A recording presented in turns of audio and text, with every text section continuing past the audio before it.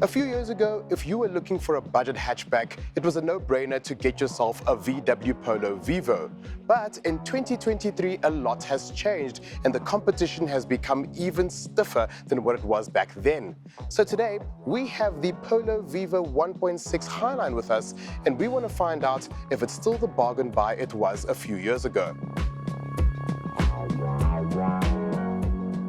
Aesthetically, this shape is instantly recognizable on South African roads. As you would remember, this was originally the Polo, and as the new Polo came along, this now became the Polo Vivo. You've got black 16-inch alloy wheels, you have got black side mirrors, a black roof, and you've also got gloss black detailing on the B pillar and on the C pillar and the side skirts as well.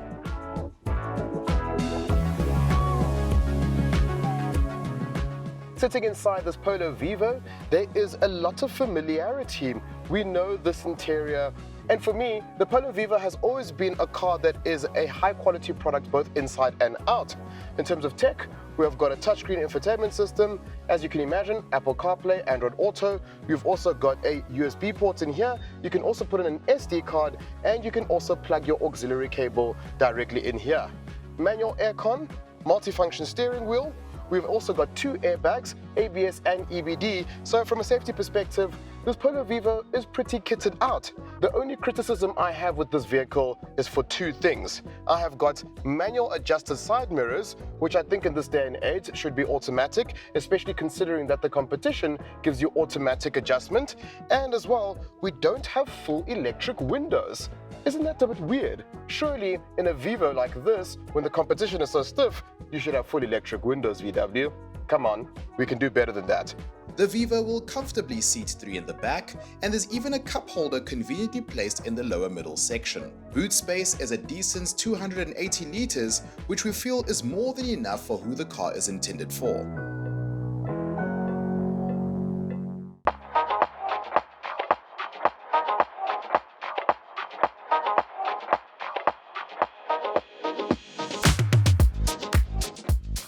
When you get into a Polo Vivo, you can automatically feel that it is a VW. It feels solid. It feels like a vehicle that is going to last for a very long time.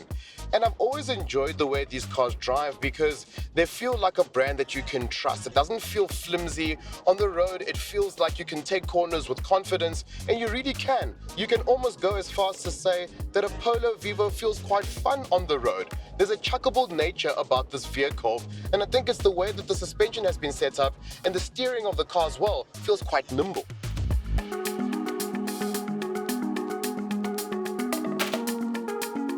One thing we have to praise VW for is their manual gearboxes.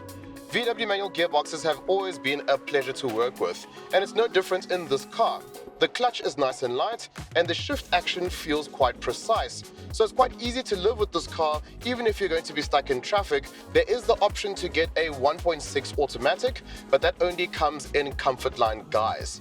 This engine has been used in a number of products within the VW stable, and you can understand why. It is a very nice engine. The only potential drawback that comes with having the 1.6 litre versus having the 1.4 is fuel economy. As we know, a 1600 can tend to be thirsty, and in this model, VW says that this car should average 6.2 litres per 100 kilometers. I am currently sitting at around about 8 and 8.5, but I have been driving this car in the city and not on the highway. I'm pretty sure if I were to take this car on a nice highway cruise, I should be able to lower that fuel consumption figure. So with the competition being extremely stiff in this segment, the Polo Vivo is still a very good offering. The only drawback for me is the pricing. The reality is that for a Polo like this, you are going to pay over 300,000 Rand. And to compare, the equivalent Suzuki will cost you roughly 60 to 70,000 Rand less, which is a big difference in my opinion. The Polo Vivo still sells incredibly well each month, so it's still a very relevant car in our market. Sadly though, it's no longer the budget buy it used to be.